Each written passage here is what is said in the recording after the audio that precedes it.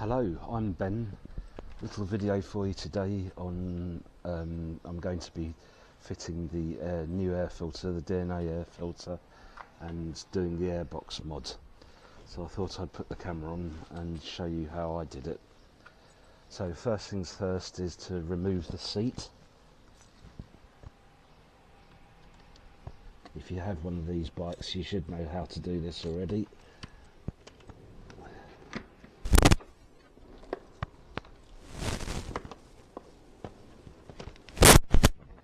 Obviously store it somewhere safe where it doesn't get damaged.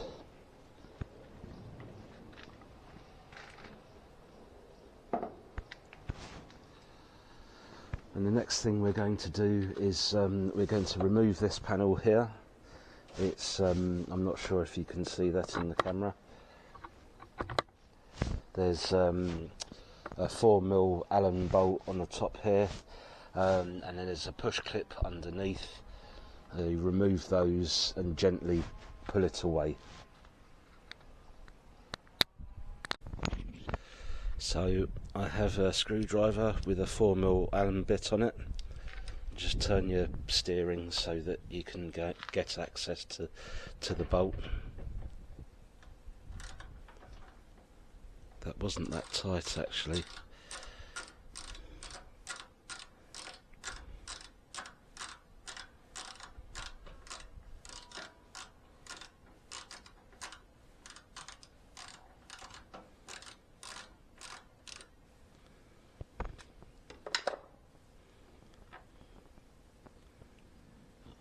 Obviously keep the bolts and fittings safe, especially those little push clips, because Yamaha charge an absolute fortune for them. So we just push the little button in there. I hope my head wasn't in the way. And then what I have here, this is known as a tack remover. This one's a bit dirty, but this is the best tool in my tool kit, and they're literally a couple of quid in any hardware store or on eBay, anywhere, but they're brilliant.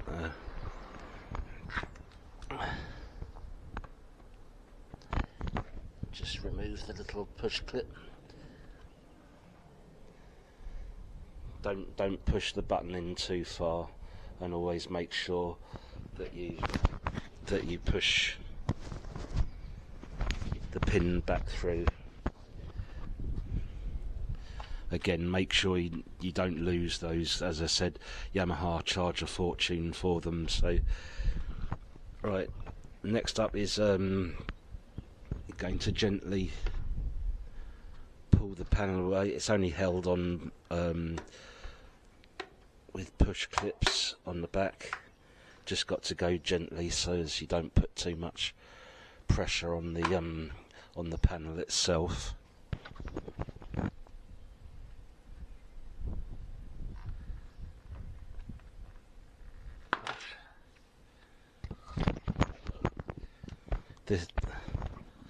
The last one here can be a bit of a dickhead, so that's the one that you've got to watch out for. So in order to get the air vents off and this little panel, ignition panel here, it's the same again. You've got a little push clip inside here. Just pop the button in and then just tease it out.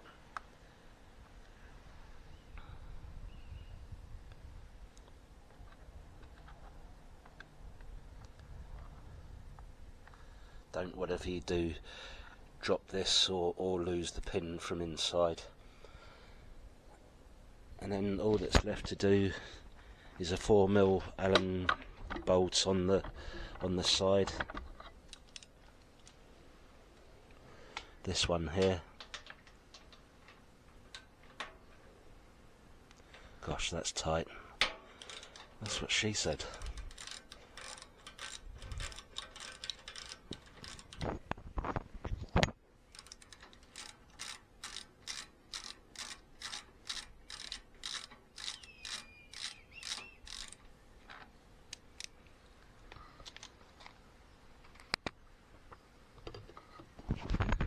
And now that little panel should just come away.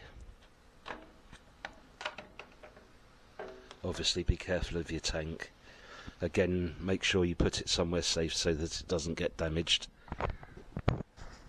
Moving on to the tank, we just have a little, again, 4mm Allen bolt here. It's quite a long one. Gosh, I wish.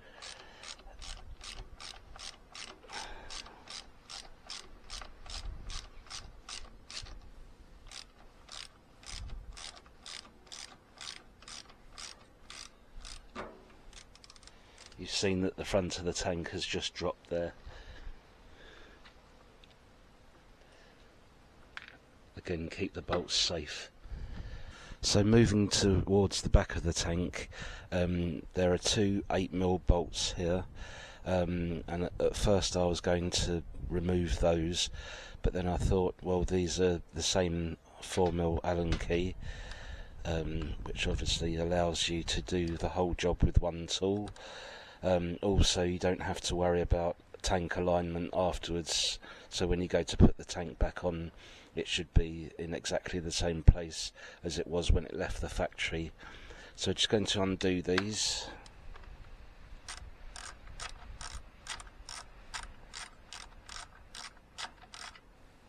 Oh, I think they've got nuts on them.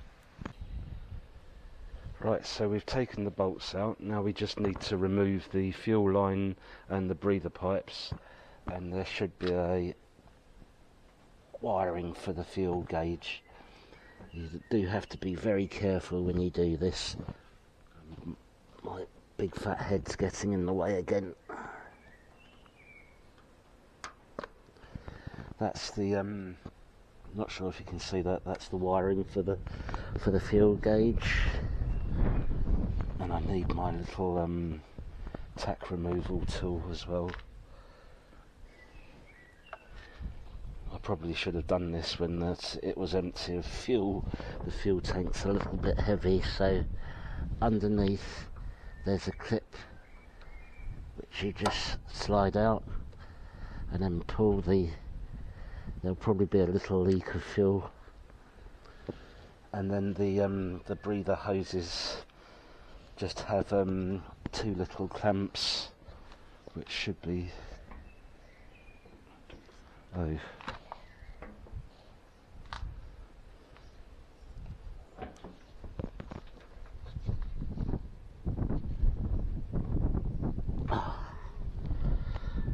hell. Gosh, they're tight.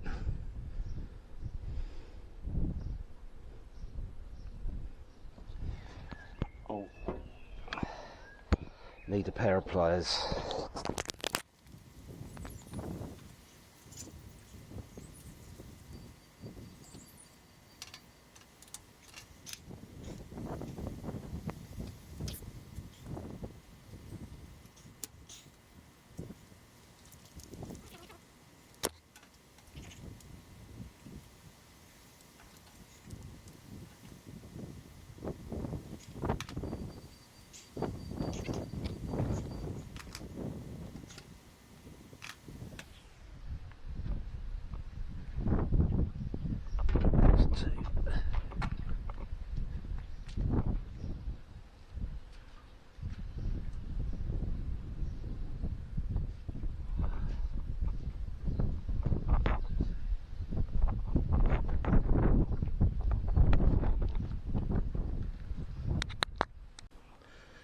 Next up is to remove the screws on the airbox lids and the ECU.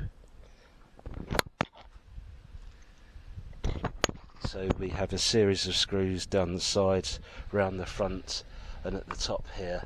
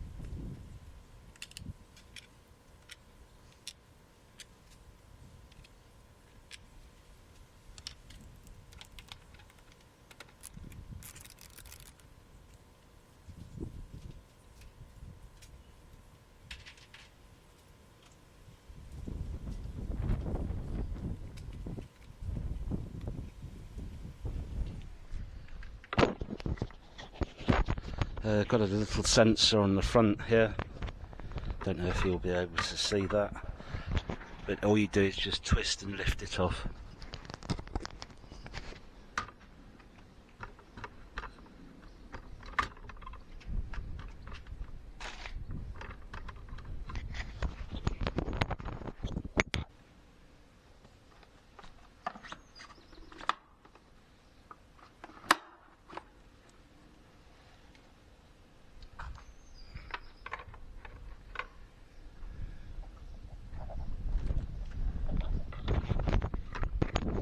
So all it leaves now is just to pull the original air filter out.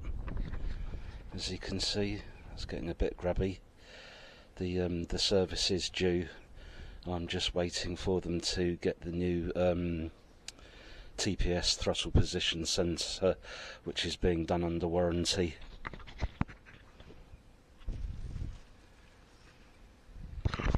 And just as a quick comparison, you can see how much bigger the DNA air filter is compared to the stock one. So hopefully that will breathe a bit better, whilst giving me a little bit more induction noise as well. So to remove the ECU, I'm just going to use my little pick tool here and just gently, there you go, once you hear that click it should start moving, and then we just slide it out.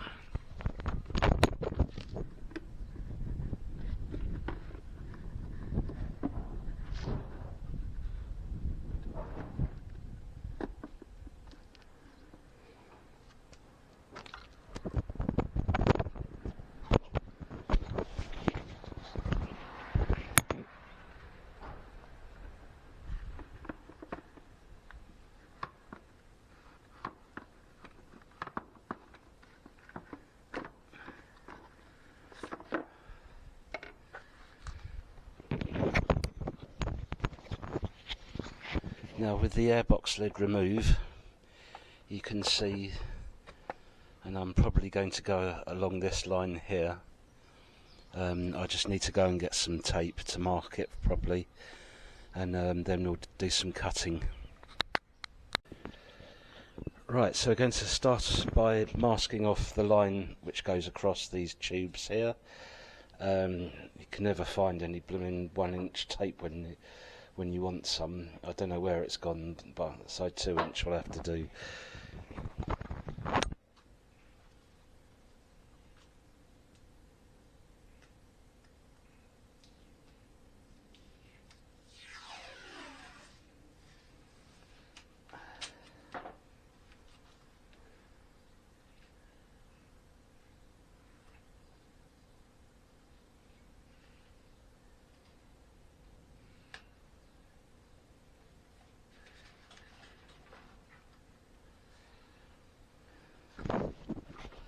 And then we just need to cut.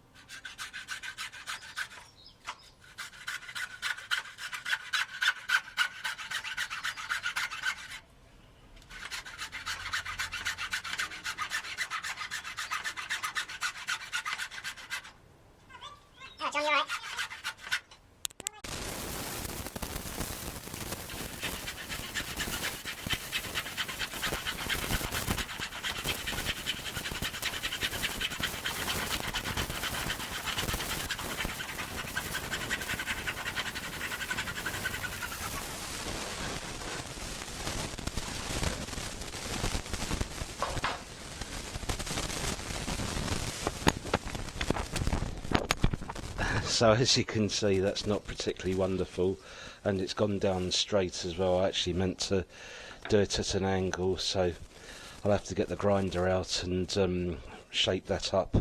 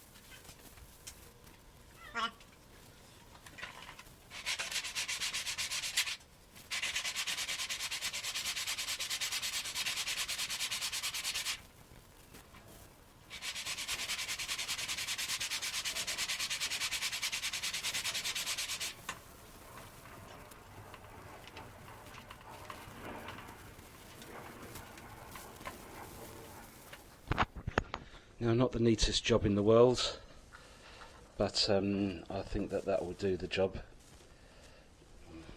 Not sure if it showed the light in here is terrible. I apologise for that. But what I'm going to go and do now is I'm going to take it upstairs, fill the sink up with some warm soapy water, just make sure that I get any dust and debris from the cutting process off. So not to make it look fancy, but just so that it doesn't get sucked into the engine. So I'll be back in a second. Right, so what do we get in the kit then?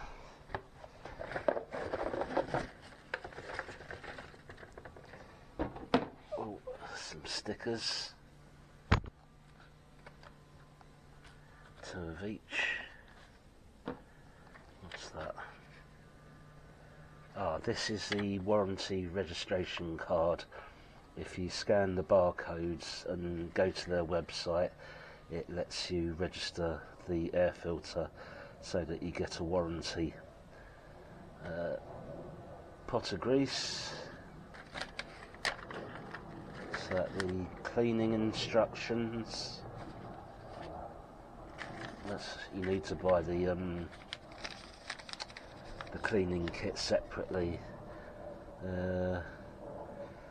This is it for the installation instructions, and it's just telling you to apply a small amount of that grease around the seal here, I guess. Right, so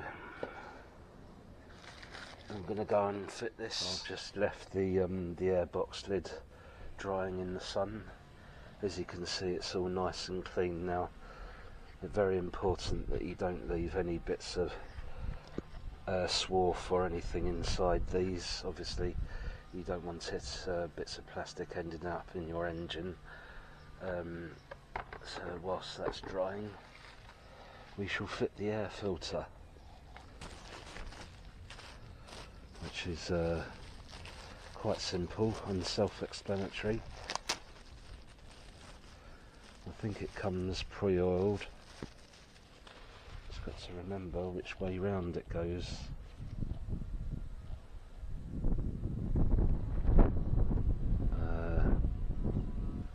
I'm assuming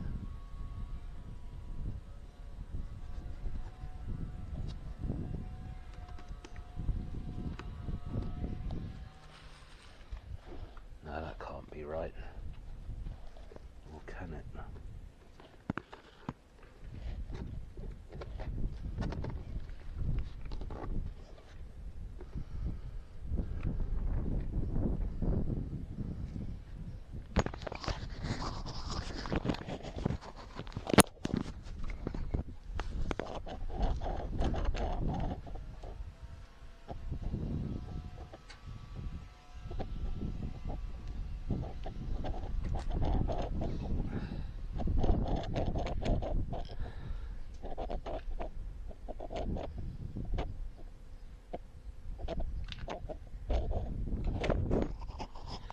what I'm doing here is just applying a bit of grease around the seal,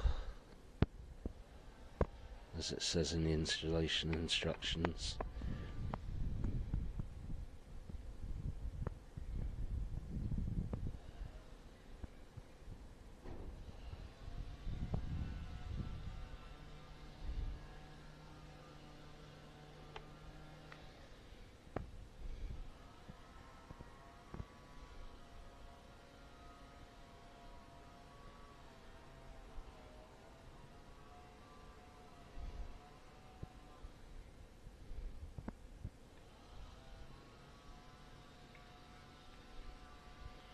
I hope my elbow wasn't in the way there.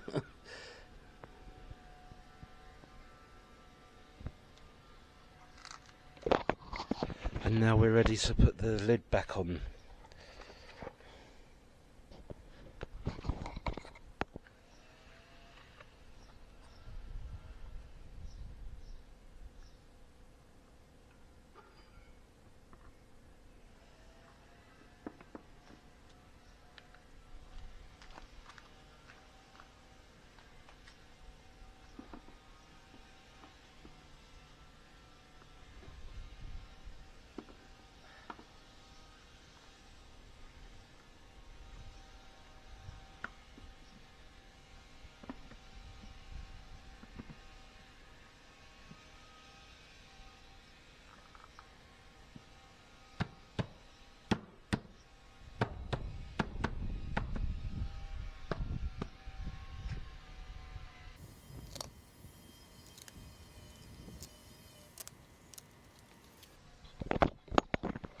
Now obviously the screws are self-tappers and going into soft plastic, so I wouldn't bother putting any grease on them.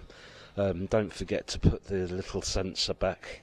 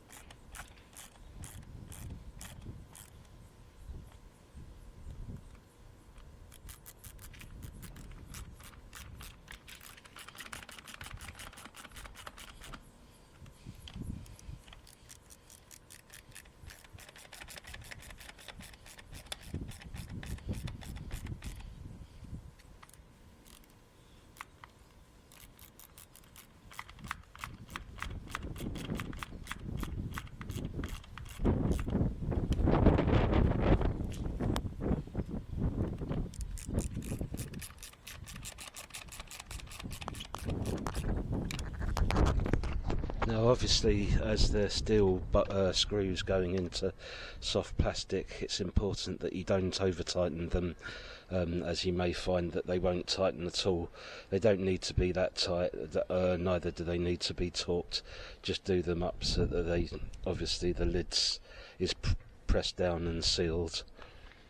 So all that's left to do is to refit the ECU.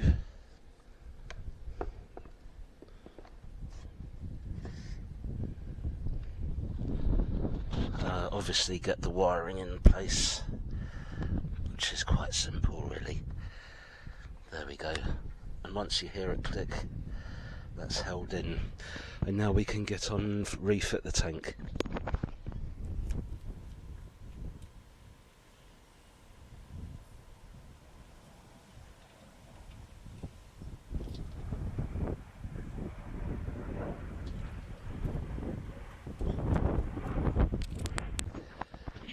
Now obviously I've just put the tank on loosely for the time being, and we're just going to basically reverse the removal procedure, put the fuel hose on, reinstall the wiring and the breather hoses as well.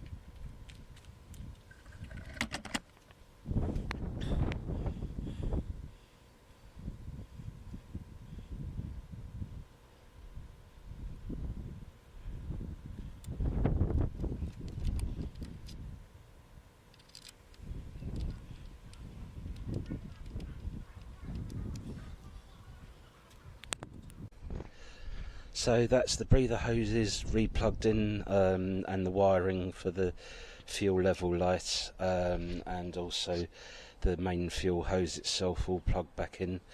Now I've just got to do up the 2 bolts which you saw me earlier insert. This is just to secure the tank to the frame so that it didn't sort of fall off or go anywhere. I didn't do them up tight, but we're about to now.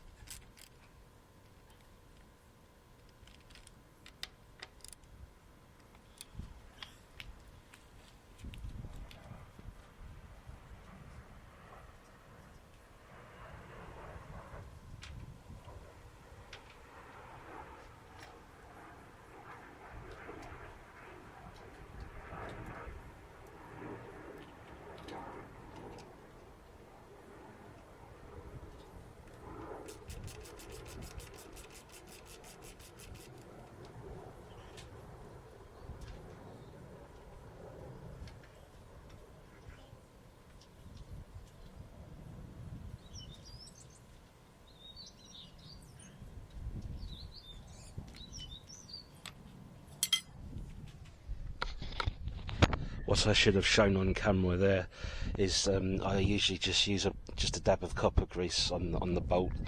This is just to stop them from seizing up.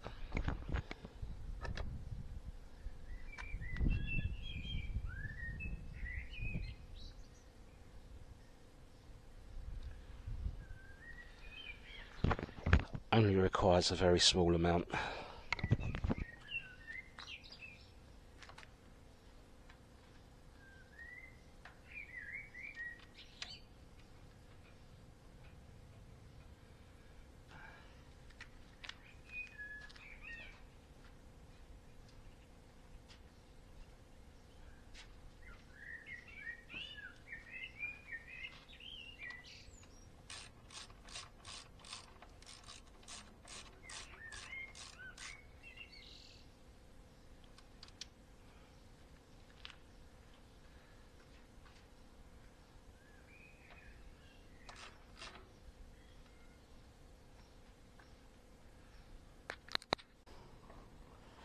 Now, just before we put this panel back on, I thought I'd show you, this is a piece of weather stripping which I've cut from some stuff that I bought when I was doing the solo seat cowl projects for both the 09 and the MT07. Now, this panel, it's something which has been annoying me for quite some time, is the keys. This goes around the ignition barrel, and the keys keep jamming inside, which don't allow you to either lock the bike or get the key out sometimes. So I thought I'd put a bit of weather stripping around it, just to try and combat the keys from getting jammed up inside.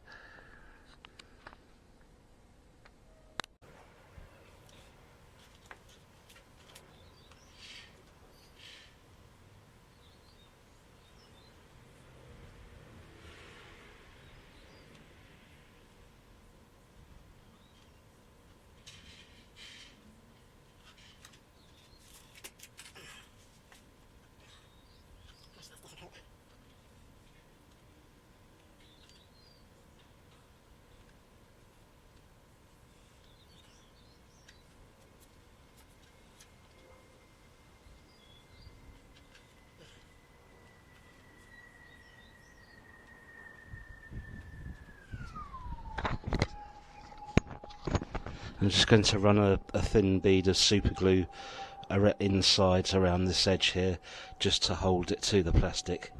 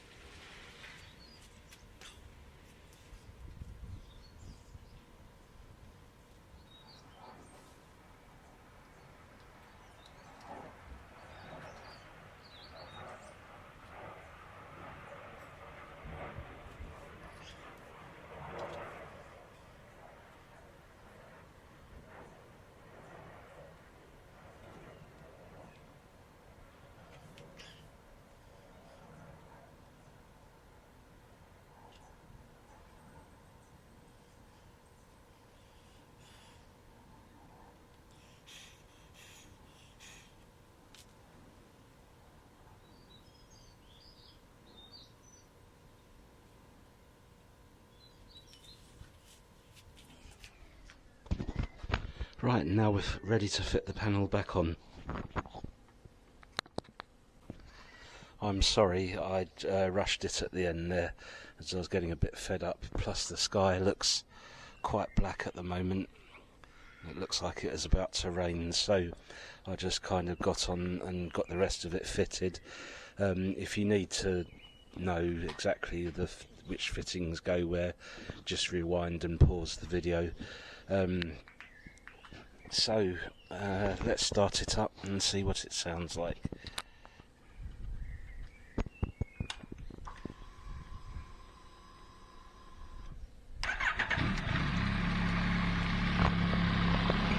I'm quite certain that there's not going to be much difference in the way that it sounds just on tick over.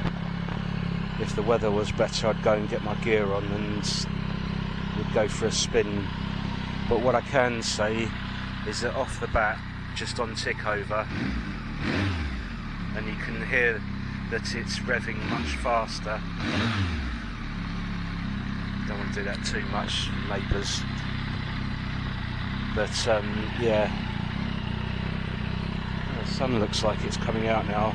Maybe I'll get a chance to get out on it, and we'll see if it makes any difference out on the road.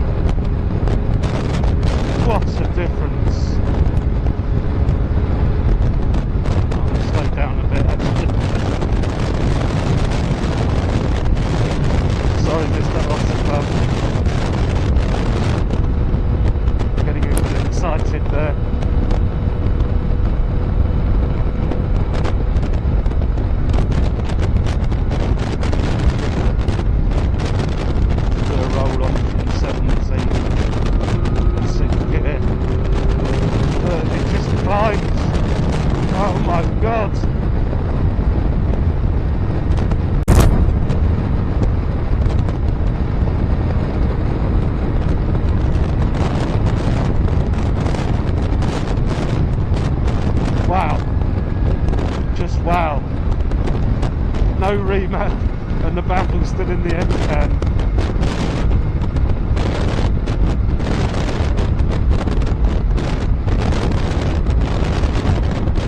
I can't believe the difference that it's made. When I fitted the one on the MT09, the air filter I'm sure didn't really do that much. But on this, as I said earlier, it's smoothed out the throttle, and the pickup from low down is bonkers.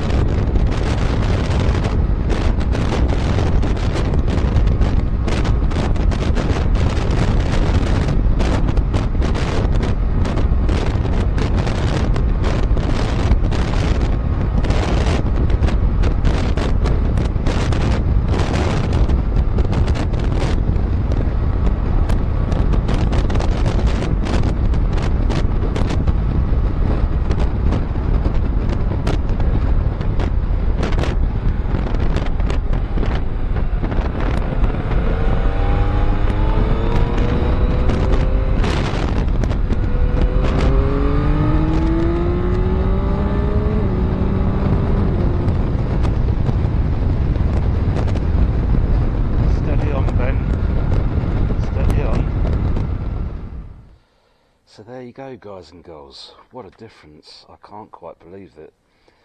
There's a great deal of induction roar, especially above 5,500–6,000 RPM, although the mic probably hasn't picked it up, and the pickup at low revs is brilliant, and as a plus, it's smoothed out the throttle too.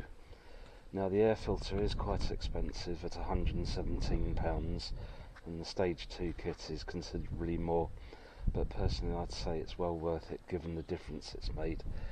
I should point out that I've also removed the baffle from the centre section of the exhaust, which could also be helping it breathe given that the bike hasn't been remapped and the baffle in the end can is still in.